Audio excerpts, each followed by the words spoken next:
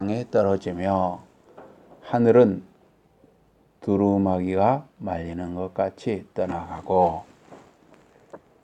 각 산과 섬이 제자리에서 옮겨지매 땅의 임금들과 왕족들과 장군들과 부자들과 강한 자들과 모든 종과 자유인이 굴과 산들의 바위 틈에 숨어 산들과 바위에게 말하되 우리 위에 떨어져서 보좌에 앉으신 이의 얼굴에서와 그 어린 양의 진노에서 우리를 가리라. 그들의 진노의 큰 날이 이르렀으니 누가 등이 서리요 하더라.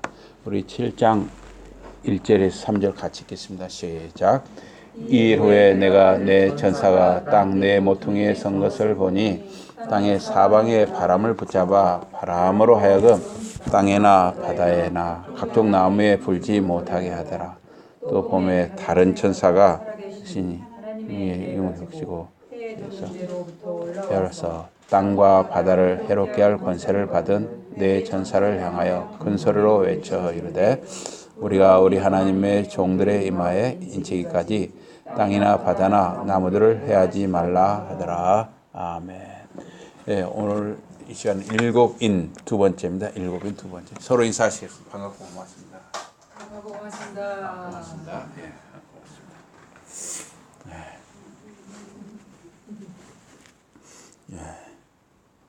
일곱인입니다. 일곱인.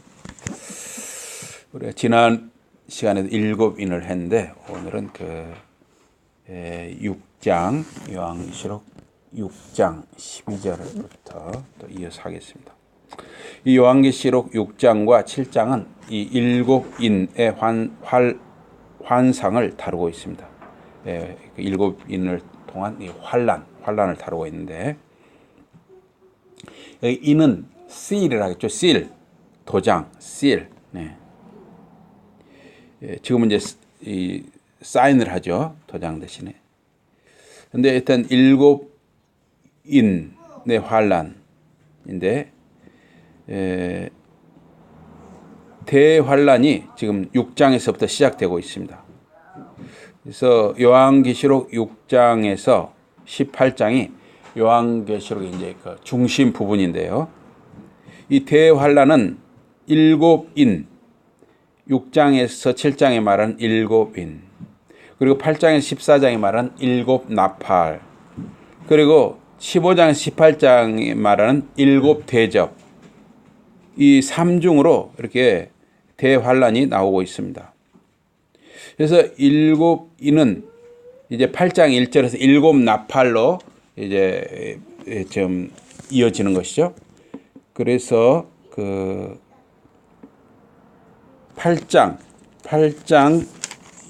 1절에 보면 뭐라고 하냐면 일곱째 인을 떼실 때 하늘이 반 시간쯤 고요하더니 하면서 2절에 이제 일곱 나팔로 이어지는 것을 볼 수가 있습니다. 예. 그래서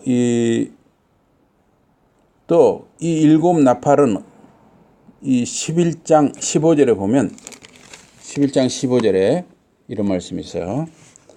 일곱째 천사가 나팔을 불매 하늘에 큰 음성들이 나서 이르되 그랬어요.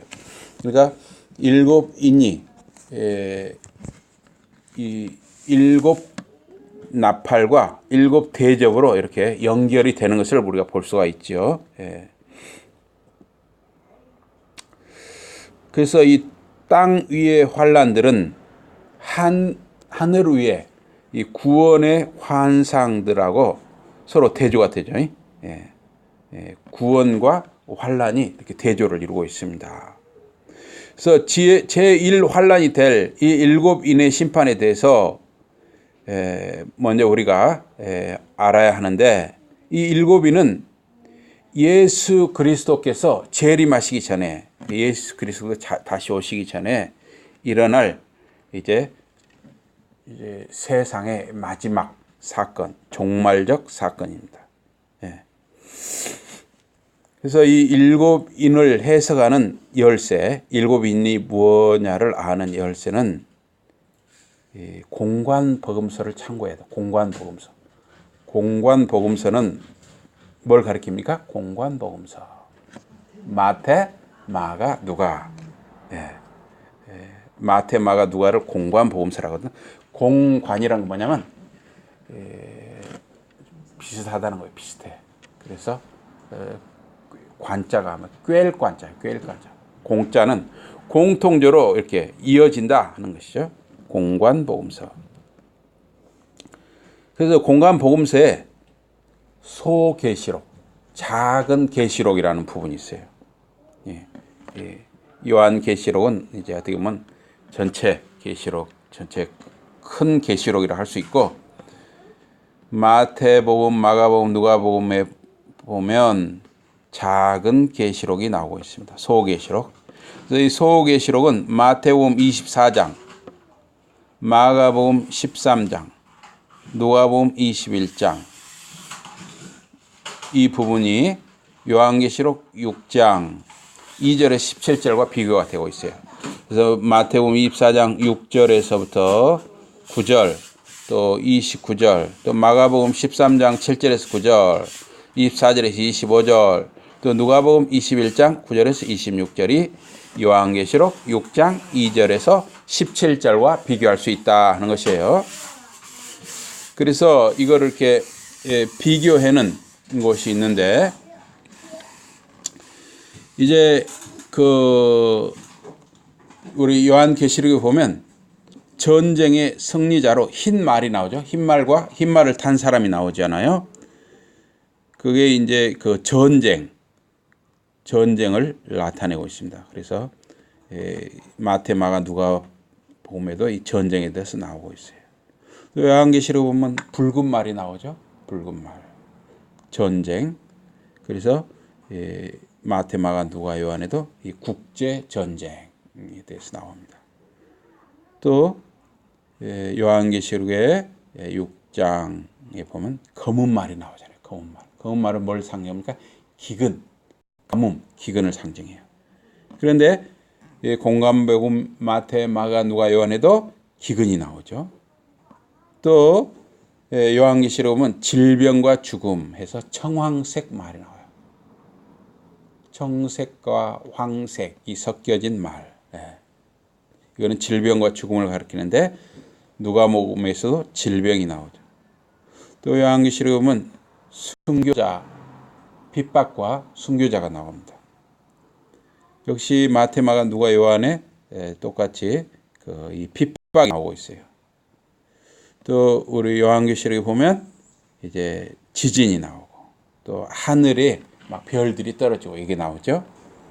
그런데 이 공관복음 마태, 마가, 누가, 요한에도 지진이 나오고 있습니다.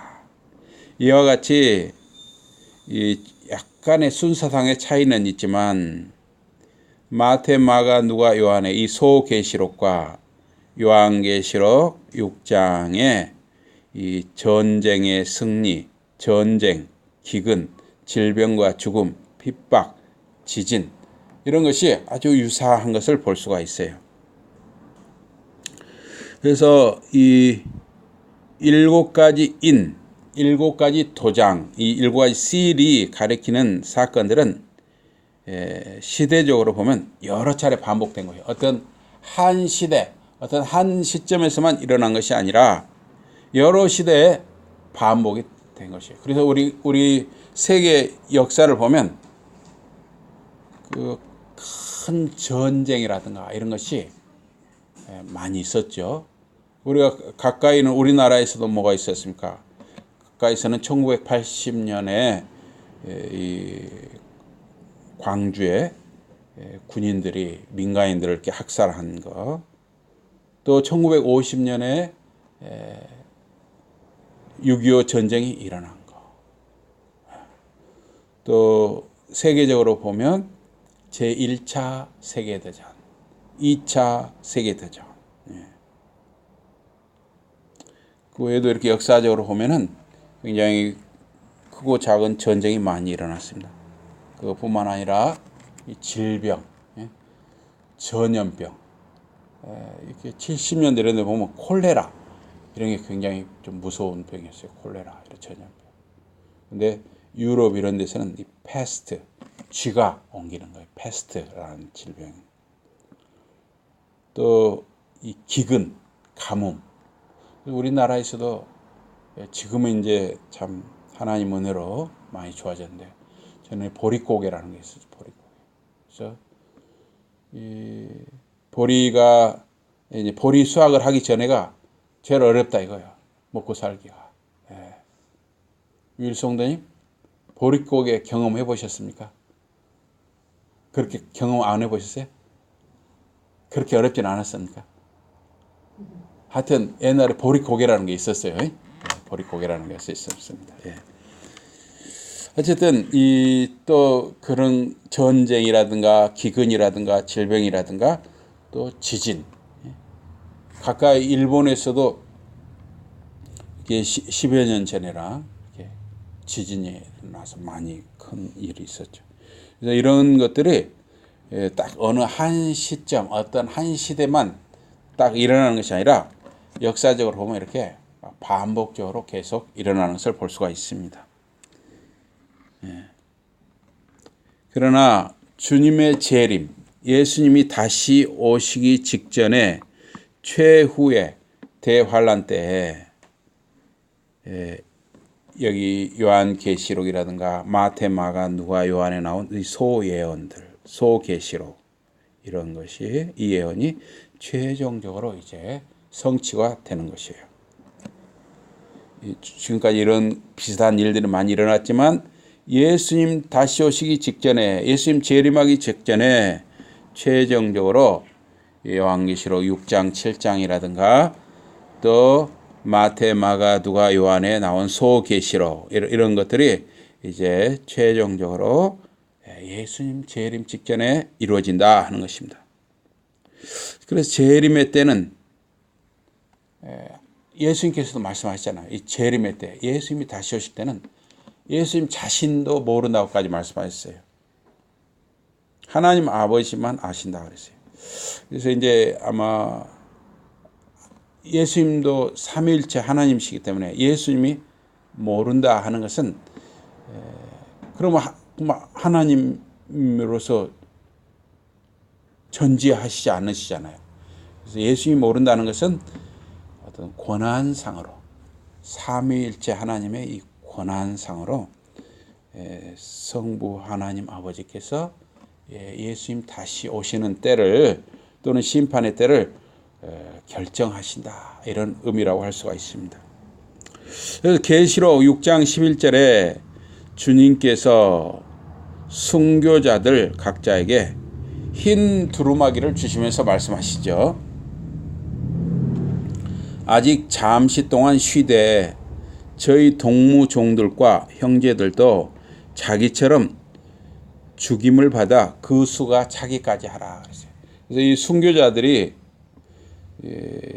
예수님께 호소를 했어요. 주님, 어느 때에 우리의 그 핏값을 갚아주시겠습니까? 원수들을 이렇게 보응하시겠습니까? 했을 때 더 기다리라 한 것이죠. 동무종들과 형제들도 자기처럼 죽임을 받아 그 수가 차기까지 하라 그랬어요. 그래서 여기 흰 두루마기를 그 순교자들에게 다 예수님이 주셨어요. 순교자들에게 흰 두루마기를 주셨는데 이 흰 두루마기는 뭐냐? 흰 두루마기는 이 순결과 승리의 상징이죠. 그래서 이게 요한계시록 3장 4절에도 나오는데 순결과 승리의 상징이에요. 이 흰 두루마기는 하늘나라의 의복입니다. 그래서 요한계시록 4장 4절이라든가 7장 9절, 13절, 19장 14절 등에도 나오는데 이 하늘나라 의복, 흰 두루마기. 그래서 이것은 예수 그리스도로부터 받는 옷입니다.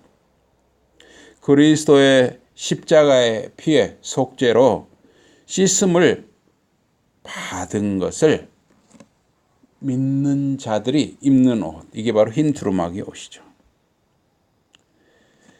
그래서 이 흰 두루마기가 이 땅에서 입는 것처럼 이 흰 두루마기로 실제로 입는 것인지 또는 영적으로 입는 것인지 우리가 딱 잘라 말할 수는 없습니다. 예.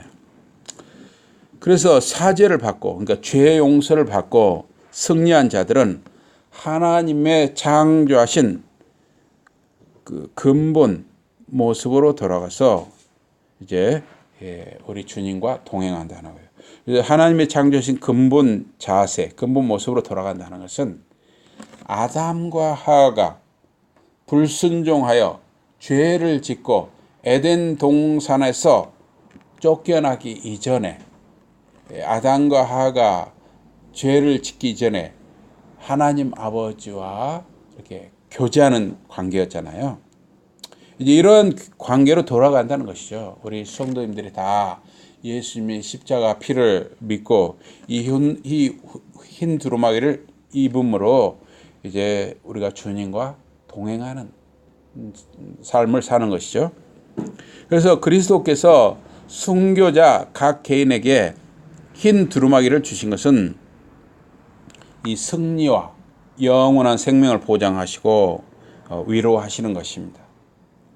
그래서 잠시 동안 쉬라 하는 말은 하나님께서 주시는 은혜와 축복 가운데 이제 편히 쉬라는 것입니다. 이 호소하는 것, 우리의 핏값을 언제 이제 갚아 주시겠나이까 하는 이 호소는 이제 우리 주님의 정한 때와 기한과 권한에 맡기고 이제 평안 가운데 쉬라 하는 것입니다. 그래서 동무종들과 형제들은 전도자들 또는 평신도들로서 모두 순교자들입니다. 그래서 우리 기독교 역사에 쭉 보면 우리나라도 그렇고 전 세계적으로 어떻습니까? 예수 복음을 전하다가 순교당한 사람들이 있죠. 전도자들, 사역자들도 있지만 평신도로서도 예수 복음을 전하다가 순교당한 사람들이 있는 것이죠. 그래서 그 수가 차기까지는 구원받을 자의 수가 찬 후에 메시아가 오신다. 그래서 이 구원받을 자의 수가 찬 후에 메시아가 오신다는 것은 유대인들도 믿는 그런 유대인들에게도 일반적인 신앙이었습니다. 그래서 신약에도 보면 그 사상이 이어지는 것이죠. 유대인들처럼 우리 신약에서도 구원받은 자의 수가 찬 후에 그리스도가 오신다.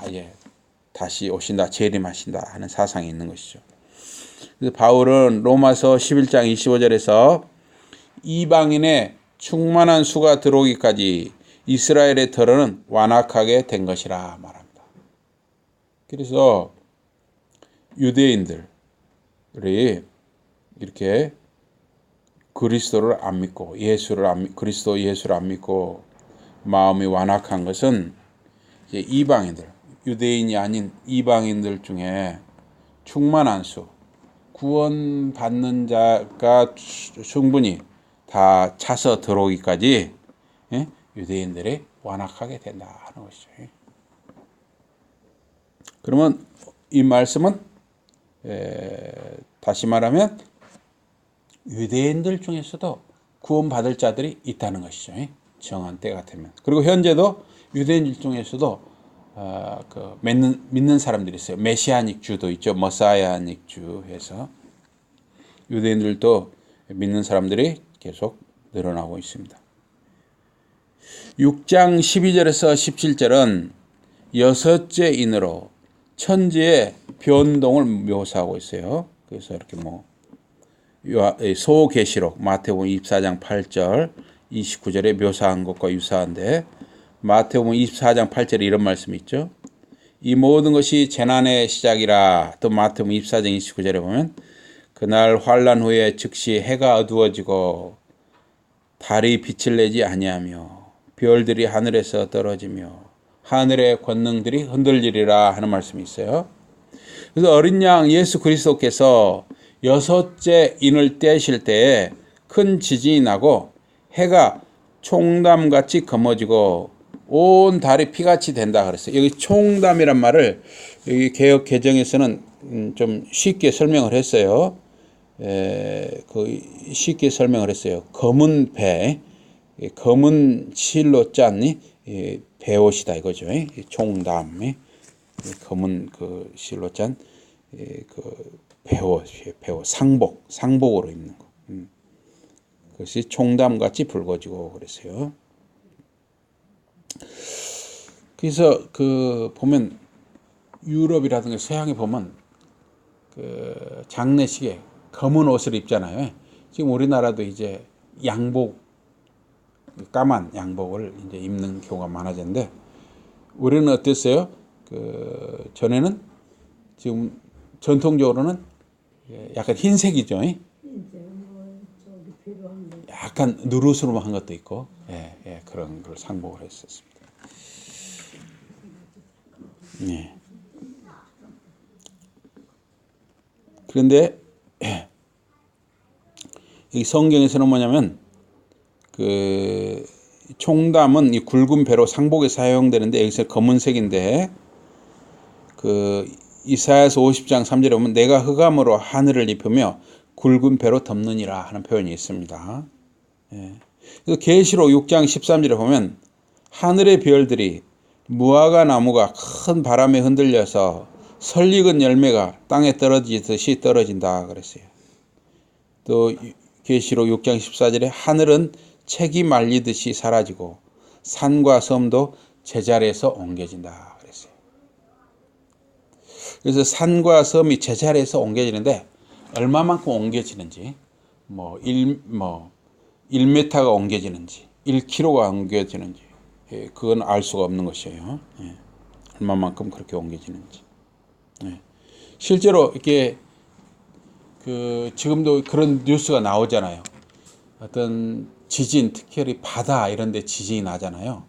그러면 이 조그만 섬이 있다가 가라앉아 버리는 수가 있어요. 바닷속으로 사라지는 수도 있고, 오히려 또 없던 섬이 떠올라서 섬이 또 생기는 수가 있어요. 지금도 그런 일이 있죠. 그렇기 때문에 여기 산과 섬이 이렇게 옮긴다 하는 것이 전혀 터무니없는 것이 아닙니다. 현재도 보면 지진이 일어나면 이런 바다의 섬이 사라지기도 하고 또 튀어 올라오기도 하는 걸 보면, 여기 지금 성경에 묘사된 이 섬과 산이 옮겨진다 하는 것이 전혀 근거 없는 게 아니라 어느 정도 이게 근거가 있는 것이죠. 그래서 문자적 해석으로 풀어야 하는지 아니면 상징적 해석으로 이해해야 하는지 의견이 분분합니다. 그런데 둘 다 가능한 해석이다, 이렇게 저는 생각합니다. 정답은 우리가 알 수 없죠. 특별히 요한계시록에 대해서는 참 이것이 정답이다 이렇게 해석하기가 어려워요. 그러나 우리는 이제 일반적으로 어떤 극단적인 것을 넘어서지 않는 일반적인 해석은 우리가 접근할 수 있는 것이죠. 실제로 천지의 변동, 하늘과 땅의 변동이 아니라 지상의 이 땅 위의 권력 체계, 사람들의 권력 체계가 완전히 전복되고 변동된다 하는 이런 해석을 하는 사람도 있습니다. 물론 이걸 또 틀렸다고 할 수도 없어요.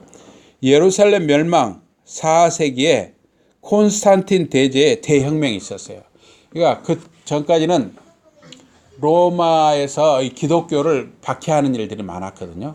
근데 콘스탄틴 황제가 이제 그 주 400년경에 기독교를 로마의 국교로 한 것이죠. 그래서 이제 로마에 지금 로마 교황이 생겼잖아요. 그런 것을 공인을 한 것이죠. 기독교를 공인한 것이죠. 그래서 이런 주 4세기경에 콘스탄틴 대제의 그런 대혁명이냐, 그런 해석도 있고, 또 어떤 사람은 프랑스의 대혁명을 가리킨다 하는 사람도 있고, 또 말세에 있을 변동을 가리킨다 이렇게 해석하기도 합니다.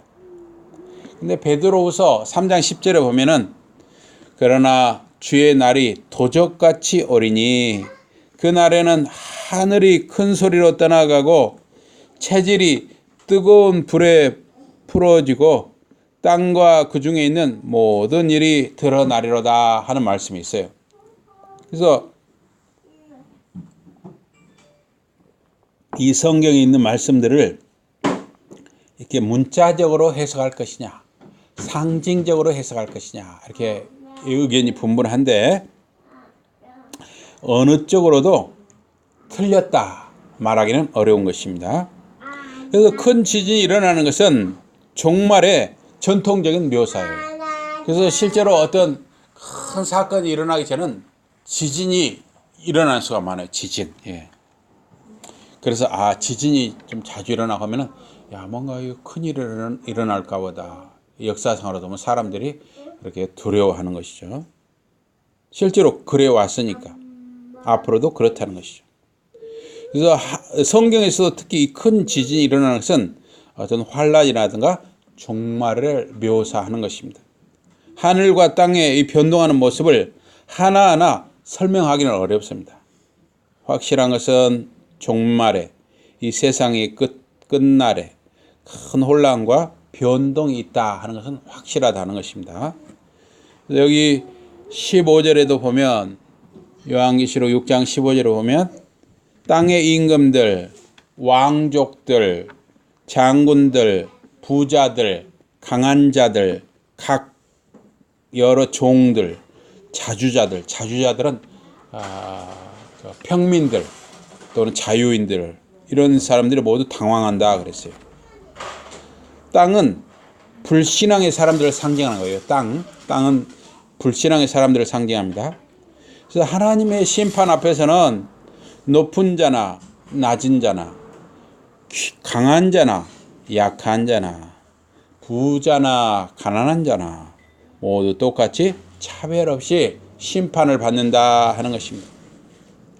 모두 굴과 산 바위 틈에 숨는다는 거예요. 지금 이 굴과 산 바위 틈에 숨는다는 표현은 이 성경이 약 2000년 전에 쓰였잖아요. 그러니까 굴과 산 바위 틈을 이야기를 했습니다. 그러나 지금은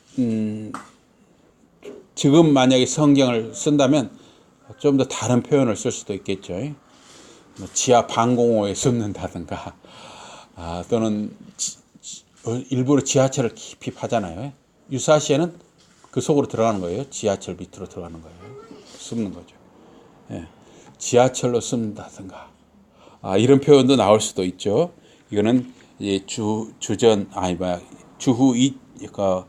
약 지금부터 2000년 전에 쓰여진 거기 때문에 이런 표현이 나오는 것이죠.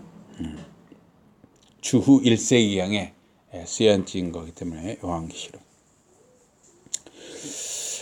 그래서 이 산과 굴과 바위 틈에 숨는데 숨은 자들이 말하는 거예요.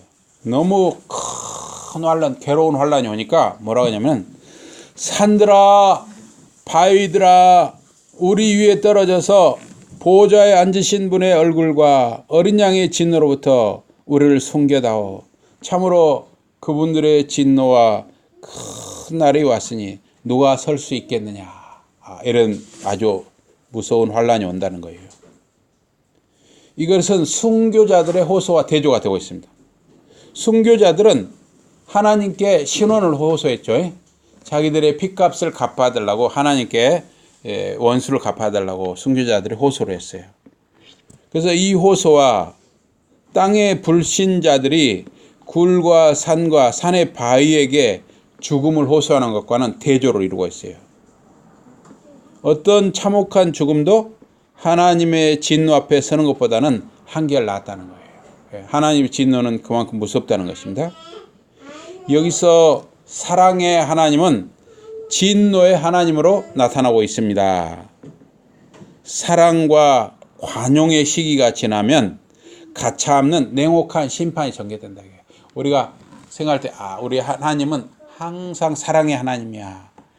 물론 사랑의 하나님입니다. 자비로우신 하나님입니다. 그런데 때가 있는 거예요. 때가. 그 때가 지나면 사랑과 자비의 하나님으로서의 그 때가 지나면 이제 심판의 때가 찾아온다는 것이에요. 심판의 때가.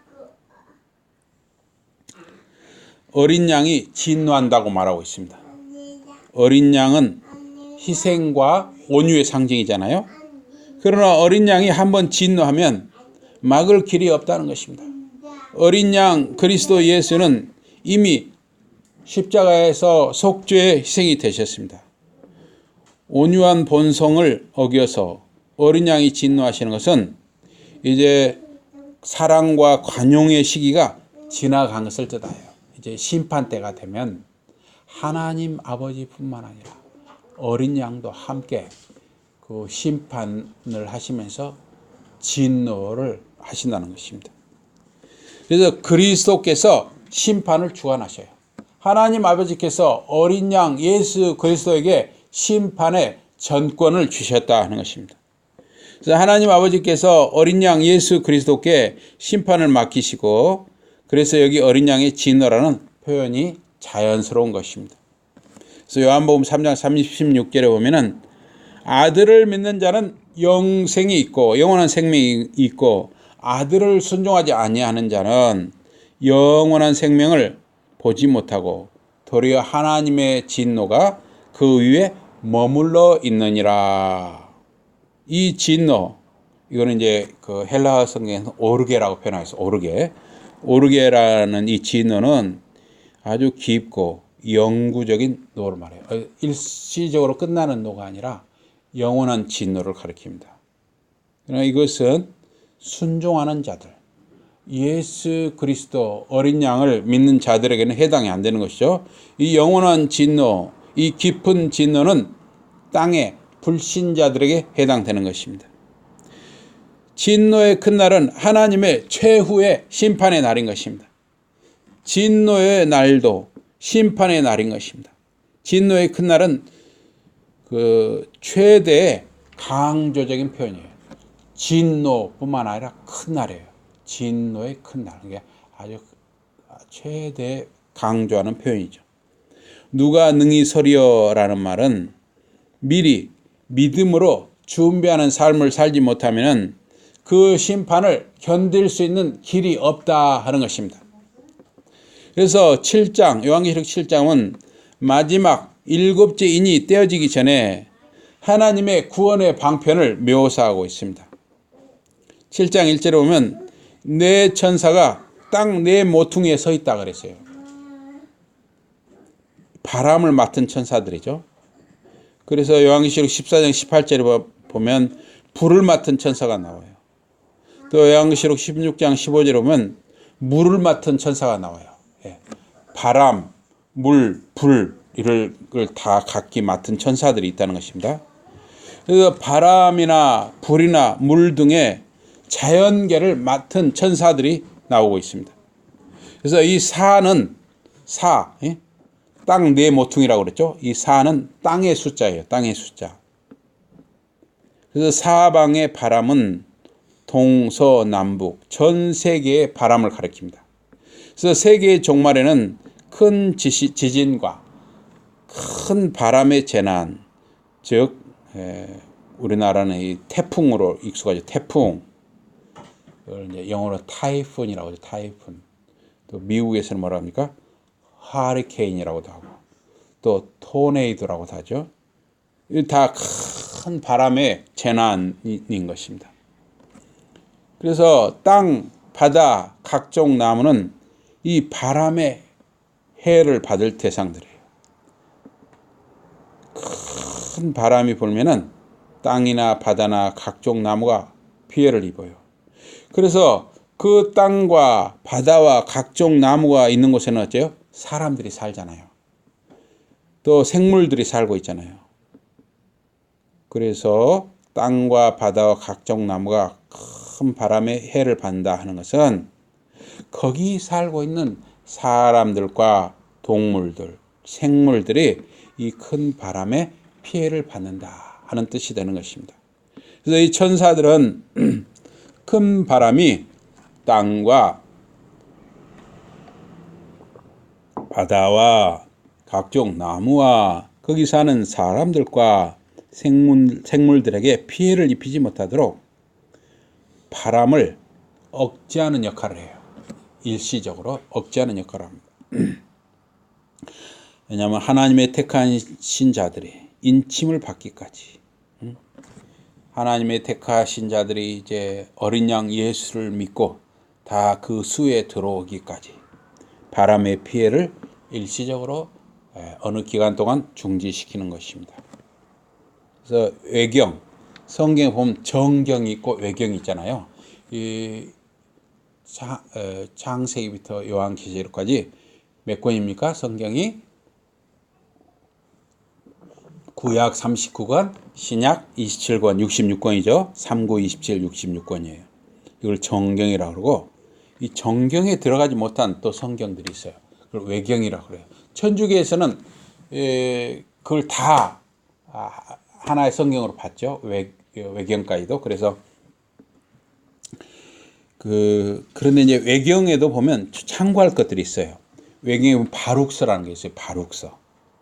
바룩서에 보면 네 천사가 예루살렘이 로마 사람의 손에 의해서 우상 숭배에 빠지지 않도록 하기 위해서 그 로마 사람들이, 로마 군인들이죠, 불을 지르려고 할 때 다른 천사가 나타나서 성전 안에 신성한 물건들을 안전히 숨기기까지 그들의 손을 멈추어 불을 지르지 못하게 했다 하는 기록이 바룩서에 그런 기록이 있습니다. 그래서 이거 이제 우리 성경, 정경이 아니기 때문에 100% 우리가 받기는 어렵지만 그러나 참고할 수가 있는 거예요. 우리가 참고할 수 있는 것입니다. 여기 7장 본문은, 요한계시록 7장 본문은 택하신 백성에게 인치기까지, 즉 구원으로 예정하기까지 땅 위에 재앙을 잠시 멈추게 한다 하는 것입니다. 대환란 중에서도 택한 백성을 위해서 그것을 멈추는 기간이 있음을 가리키고 있습니다. 그래서 살아계신 하나님의 인은, 이 살아계신 하나님의 실, 도장 또는 사인은 죽은 신, 이교의 우상과 대조가 되는 것입니다. 그래서 이 인이라는 것은 인이라는 것은 영어로는 seal인데 이 헬라어로는 스프라기스라고 합니다. 스프라기스. 이 인은 문서나 소유물, 노예들에 대한 소유권과 보호의 보증으로 치는 것이에요. 스프라기스. 그래서 에베소서 1장 13절에 보면 그리스도 안에서 너희도 진리의 말씀, 곧 너희의 구원의 복음을 듣고 그 안에서 또한 믿어 약속의 성령으로 인치심을 받았으니, 인치심을 받았다 하는 것이 바로 스프라기스에서 왔는데 에스프라기세테라는 헬라어를 썼어요. 그래서 인치심을 받는다라고 해서 약속의 성령으로 인치심을 받는다고 해서 그 하나님의 것으로 인치심을 받았다. 즉 하나님의 소유가 되었다는 것이에요. 이거는 어떤 보이는 문서가 아니라 성령으로 이렇게 도장을 찍는다 하는 뜻이죠. 고린도후서 1장 22절에 보면 이렇게 나와요. 우리를 너희와 함께 그리스도 안에서 견고케 하시고 우리에게 기름을 부으신 이는 하나님이시니. 그래서 이 견고케 한다는 말이 역시 인치심이에요. 스프라기사메노스라는, 스프라기스에서 다 왔어요. sealed, 인친다, 도장을 찍는다, 사인한다는 말이에요. 그러면 이거는 다 뭡니까? 문서로 이렇게 실제로 어떤 보이는 문서가 아니죠. 성령으로 하나님이 우리 사람을 이렇게 택한 사람은 인쳐 주시는 거예요. 도장을 찍어 주시는 거예요. 사인해 주시는 거예요. 하나님 보호의 보증으로 사인하시는 거예요. 도장을 찍는 것입니다. 그러나 여러분들 어디 몸이나 얼굴이나 이마에 도장이 찍힌 거 아니잖아요. 그러나 우리는 하나님의 사인이 다 있어요. 사인.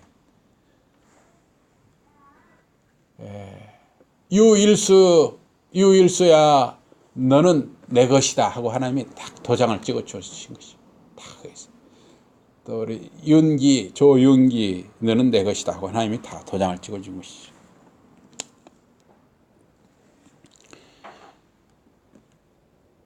여기 본문에서는 하나님의 인, 이 seal 도장과 적그리스도의 인 도장이 대조가 되고 있어요.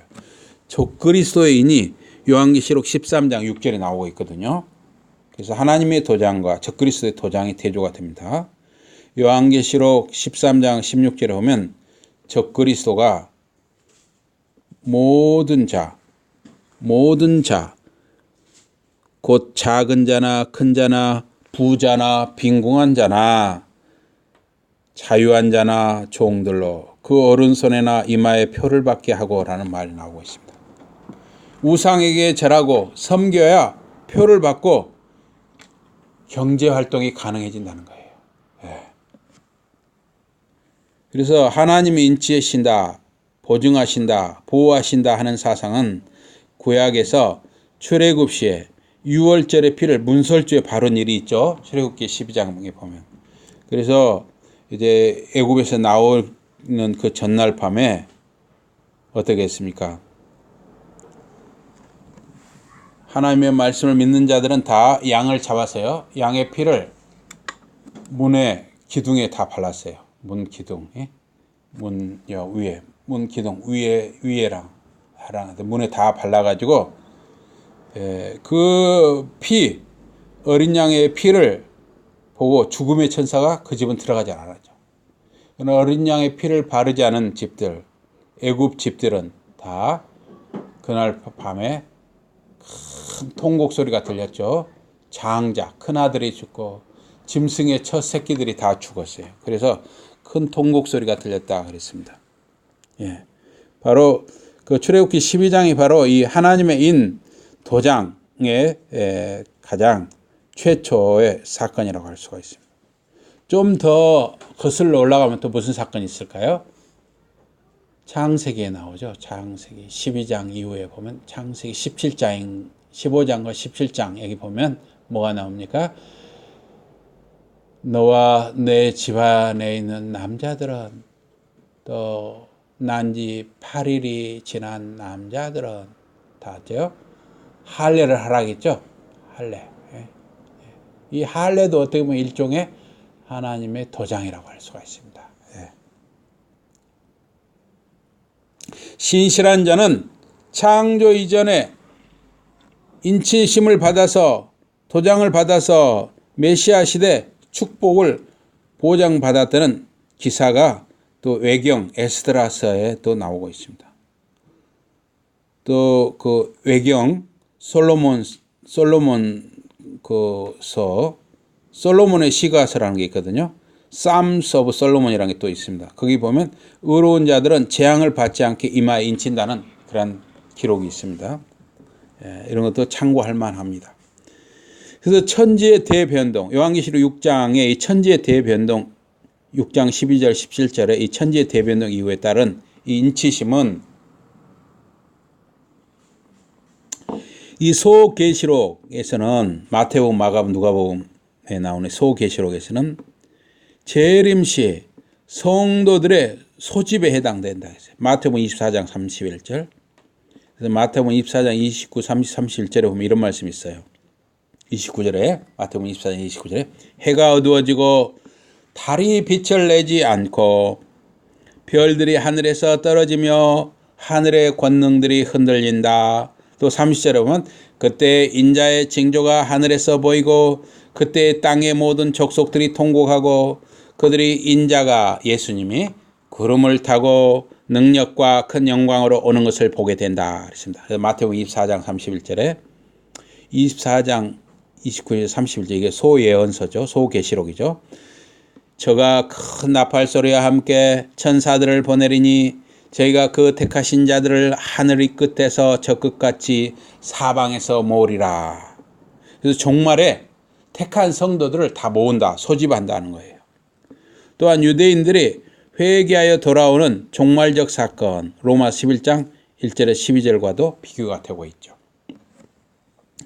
다른 천사가 해돋는 데로부터 올라온다 그랬어요. 여기 7장, 요한계시록 7장에 보면 다른 천사는 이제 다른 천사가 누구냐 그러는데 이 다른 천사는 바로 예수님 자신을 가리킬 수도 있다고 합니다. 그래서 예수님은 구약이나 신약에서 실제로 천사의 모습으로 나타나는 수가 있어요. 창세기 18장에 2절에 보면 세 사람이 아브라함 장막에 다가오죠. 그래서 세 사람을 대접하잖아요. 아브라함이. 그래서 그 세 사람 중에 한 분이 바로 천사의 모습으로 온 예수님이었다 하는 해석이 있습니다. 또 창세기 32장 24절에 29절에 보면 아마 이게 그 야곱이 야복강 나루에서 형 에서가 지금 무장을 하고 300명의 그 자기 부하들을 이끌고 오잖아요. 이때 얼마나 두려웠습니까? 이때 밤새도록 잠을 못 자고 기도하잖아요. 제발 좀 살려주세요. 이때 천사가 나타나죠. 천사와 야곱이 씨름을 하잖아요. 씨름. 그때 야곱이 그런 말 하죠. 천사가 이제 새벽이 가까우니까 나를 놓아 가게 하라 그러니까 야곱이 저에게 복을 주시지 아니하면 저를 축복하지 아니하시면 제가 놓지 아니하겠나이다. 이건 여러분도 이 기도는 참 본받으세요. 이 야곱의 이런 기도. 저에게 복을 주시지 아니하면 저를 축복하지 아니하시면 제가 주님을 놓지 않겠나이다. 이런 끈질긴 기도가 여러분과 저에게 있어야죠. 그때도 이 천사가 바로 예수님이다 하는 해석이 있습니다.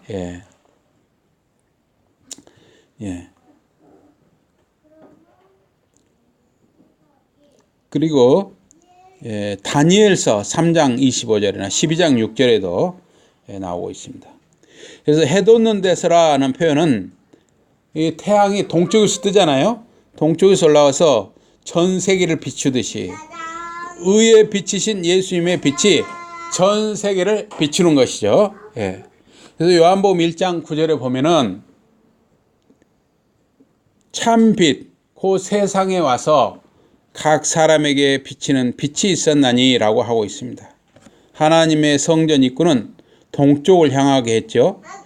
동쪽은 생명과 구원의 방향 또는 시작이라고 할 수가 있습니다. 그래서 다른 천사가 네 천사에게 외치죠. 우리 하나님의 종들의 이마에 인치기까지 땅이나 바다나 나무나 해하지 말라. 그리고 사람들을 해하지 말라는 것이죠. 땅이나 바다나 나무를 해하지 말라는 것은 거기 사는 사람들을 해하지 말라는 거예요. 하나님은 택함 받은 자와 택함 받지 못한 자, 예수 그리스도를 믿는 자와 믿지 않는 자를 지금 이 시간부터 또 과거 역사에서부터 최후 심판날까지 구별하는 일을 진행하고 있어요.